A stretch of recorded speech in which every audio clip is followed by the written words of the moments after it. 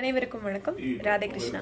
சனி பெயர்ச்சி பலன்கள் வரிசையில் துலாம் ராசி அதற்கான சனி பெயர்ச்சி பலன்களை பார்க்க போறோம். இன்னைக்கு நம்மளுடைய கிருஷ்ணமயா ஜோதிடம் சேனல் நிறைய பேர் பார்க்குறீங்க. கண்டிப்பாக சப்ஸ்கிரைப் பண்ணுங்க. உங்களுடைய கேள்விகளை கமெண்ட்ஸில் சொல்லுங்க, நாங்கள் பதில் தர தயாராக இருக்கிறோம். ஸோ துலாம் ராசி ஒரு சரராசி, உழைப்பு அதிகம் விரும்பக்கூடிய ஒரு ராசின்னு எடுத்துக்கலாம். நிறைய பேர் துலாம் ராசியில் பிறந்தவங்க ஒர்க்கிங்கில் தான் இருப்பாங்க. துலாம் ரிஷபம் அந்த மாதிரி காம்பினேஷனில் லக்னம் ராசி வரக்கூடிய பெண்கள்லாம் லைஃப் லாங் ஒர்க் பண்ணுவாங்க.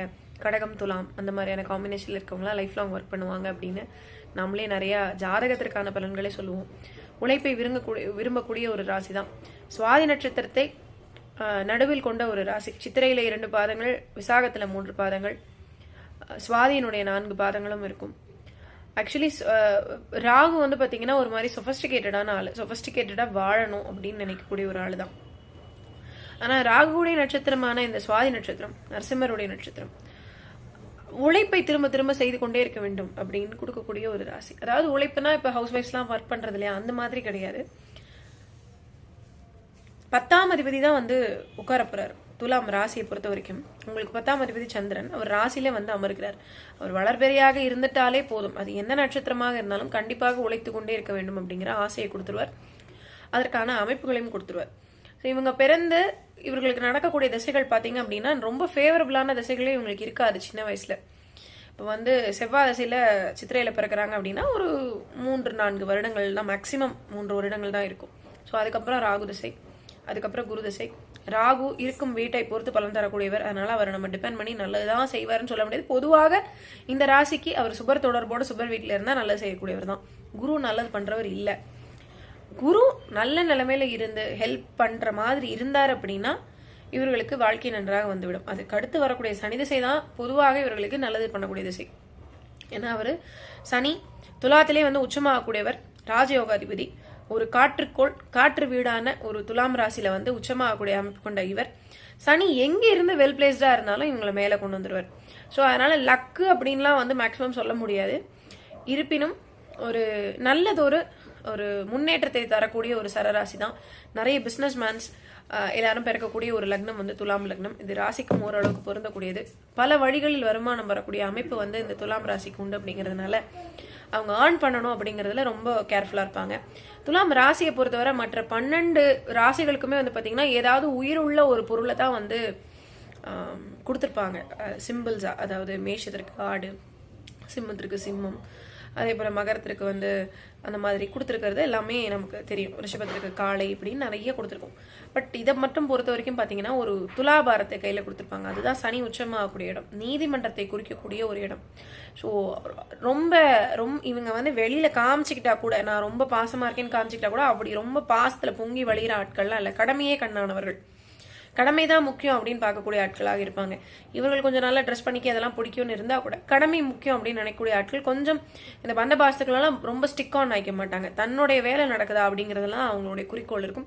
செல்ஃப் ஓரியன்டாக தான் இருப்பாங்க. மேக்ஸிமம் கர்மா அவங்களுடைய வேலை, அவங்க வேலை, இவங்க இப்படி தான் இருப்பாங்க. இவர்களை பொறுத்தவரை இவர்களுடைய பார்ட்னர் கிட்ட இவர்களுடைய வீடு சம்பந்தமான எல்லா பொறுப்பையும் கொடுப்பது சிறந்தது. சரி, சனிப்பெயர்ச்சி பலன்களுக்கு வருவோம். ஸோ இந்த சனிப்பெயர்ச்சி பலன்களை பொறுத்தவரை இவர்களுக்கு 5ல் இருக்கக்கூடிய சனி 6க்கு போகிறார். 4ஆம் அதிபதி 6க்கு போறார். அப்படிங்கிறதுனால வீடு வாங்கக்கூடிய அமைப்பு, நல்ல கடன் அமையக்கூடிய அமைப்பு, நல்ல வேலை, பதவி, இது எல்லாமே கிடைக்கும்.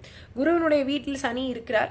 குரு இவர்களுக்கு ஆகாதவர் தான், ஆனால் சனி அங்கே நல்ல நிலைமையில தான் இருப்பார். அப்படிங்கிறதுனாலையும் அவர் அங்கிருந்து 8, 12, 3ஆம் இடத்தை பார்ப்பார். அப்படிங்கிறதுனால 8, 12, 3 இது எல்லாமே முயற்சியால் வீடு வாங்குவது, முயற்சியால் வெளிநாடு போவது, சரிங்களா, இந்த மாதிரி நாம் தான் குறிக்கும். ஸோ வேலைக்காக வெளிநாட்டுக்கு முயற்சி பண்ணிட்டு இருந்தவங்களுக்கு வெளிநாடு வேலை வந்து அமையக்கூடிய தன்மை அப்படிங்கிறது இருக்கும். அட்டமத்தில் இருக்கக்கூடிய குரு மிகுந்த அழுத்தத்தை கொடுத்து கொண்டிருக்கிறார். அட்டமத்தில் குரு 12ல் ஏதோ சொல்ல போனோம்னா மேக்சிமமா நல்லா தூங்கவே முடியல இவங்களால. அப்படிங்கிறது கொஞ்சம் உண்மைதான். நான் வந்து ஆல்ரெடி துலாம், மீனம், ரிஷபம் இதற்கெல்லாம் வீடியோஸ் வந்து இந்த வருஷம் பாதி நடந்துகிட்டு இருக்கும்போது குரு பயிற்சிக்கு பிறகு போட்டிருந்தேன்னா குருவினால் பாதிக்கப்பட்ட ராசிகள்ல இவங்க ரொம்ப இம்பார்ட்டன்ட். ஸோ 6, 8 கனெக்டிவிட்டி இருந்ததுனால அவமானம், மனக்கவலை, மனச்சோர்வு, இது எல்லாமே இருந்துட்டு இருந்தது. அது வந்து கொஞ்சம் விலகும்.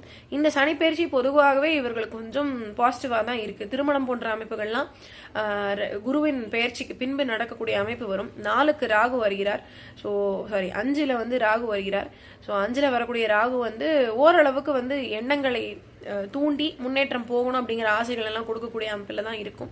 அதே போல வந்து இந்த குருவினுடைய அடுத்த 2 பயிற்சிகளுமே இவங்களுக்கு கொஞ்சம் ஃபேவரபிளா தான் இருக்கு. 10ஆம் இடத்துக்கு குரு வரும்போது அது தனி கதை, அதை அந்த பீரியட்ல பார்ப்போம். பட் பாக்கிய குருவாக இருக்கும்பொழுது என்னதான் இருந்தாலும் குருவினுடைய பார்வை நம்மளை சுபத்துவம் தான் படுத்தும். அவர் நல்லா செய்யற லக்னங்களுக்கும் சரி, நல்லது செய்யாத லக்னங்களுக்கும் சரி, குருவினுடைய பார்வை அந்த இடத்துல இருக்க சுபத்துவங்களை அதிகப்படுத்தும், பாவத்துவங்களை கட்டுப்படுத்தும். ஸோ இது வந்து குருவினுடைய தன்மை. அது சுபர் வீட்லயே இருந்து இவங்களுக்கு கிடைக்க போகுது அப்படிங்கறதுனால நன்மையா தான் இருக்கும். திருமணமாவே அமையாதவர்களுக்கு திருமணம் அமையும். கணவன் மனைவியோட பிரச்சனையிலிருந்து உங்களுக்கு இது அமையும். ஏன் இது பாயிண்ட் சொல்றேன் அப்படின்னா, அட்டமத்துல குரு போகும்போது பொதுவாகவே வந்து கணவன் மனைவி சண்டைகளை கொஞ்சம் கொடுப்பார். அட்டம குரு, அட்டம சனி எல்லாம் குடும்ப பிரச்சனைகளை கொடுக்கக்கூடிய தன்மையுடையவர்களா இருப்பாங்க. பட் இவங்களுக்கு அது வந்து கிளியர் ஆகும். பொருளாதார முன்னேற்றம் ஆல்ரெடி கொஞ்சம் இருந்துட்டு தான் இருக்கு. லாஸ்ட் குரு பேச்சிலேருந்தே பொருளாதாரத்துக்கு ஒன்றும் பெரிய பாதிப்பு அப்படின்லாம் சொல்ல முடியாது. நல்லா இல்லாத தசைகள் நடந்துட்டு இருந்தவங்களை தவிர மற்றவர்களுக்கு வந்து இது நல்லா தான் இருக்கு அப்படின்னே சொல்லலாம். ஸோ அவர் பாக்கிய குருவாகி பார்வை கிடைக்கும் போது இன்னும் கொஞ்சம் பெட்டராகவே இருக்க போகுது. 12ல் இருக்கக்கூடிய கேது மாறி வருவதும் ஓரளவுக்கு நல்ல அமைப்பு தான். 11க்கு கேது போனாலும் ஒன்றும் பாதிப்பெல்லாம் ஒன்றும் கிடையாது.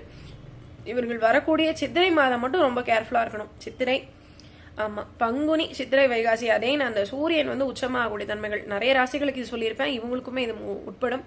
ஏன் இந்த வாட்டி இந்த கோச்சாரத்துக்கு இவ்வளவு இம்பார்ட்டன்டான பலன் அப்படின்னா, அங்க சனி ராகு சேர்க்கையோட சூரியனோட சேர்க்கையும் உள்ள வரப்போகுது அப்படிங்கிறதுனால அரசாங்க விரோதம், பாஸ் கூட பிரச்சனை, சரிங்களா, வேலை செய்யக்கூடிய உங்களுடைய மேனேஜரியல் பொசிஷன்ல இருக்க உங்களுடைய பிரச்சனை இதெல்லாம் கொஞ்சம் வரும். உங்களுடைய டிரெக்ட் பாக்ஸ் உங்க பக்கத்துல இல்ல, நீங்க வந்து ரிப்போர்ட்டிங் வந்து ஆன்லைன்ல தான் பண்றீங்க அப்படின்னா ப்ராப்ளம் இல்லை. டிரெக்ட் பாக்ஸ் பக்கத்துலேயே இருக்காரு அப்படின்னா கொஞ்சம் பிரச்சனை வரும்.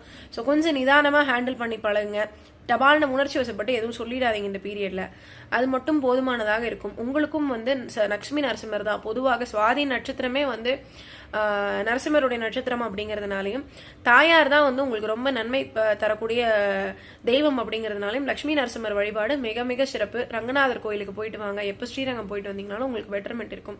லட்சுமியோடு சேர்த்து இருக்கக்கூடிய எந்த ஒரு பெருமாள் கோயிலாக இருந்தாலுமே உங்களுக்கு அது ரொம்ப சிறப்பு தான். இது போக வேற என்ன பண்ணலாம் அப்படின்னா, ஐயப்பன் மாலை போடுவது அப்படிங்கிறதும் துளாராசிக்காரர்களுக்கு இந்த பீரியட்ல ரொம்ப ஹெல்ப்ஃபுல்லா இருக்கும். சனி உச்சமாகக்கூடிய வீடு.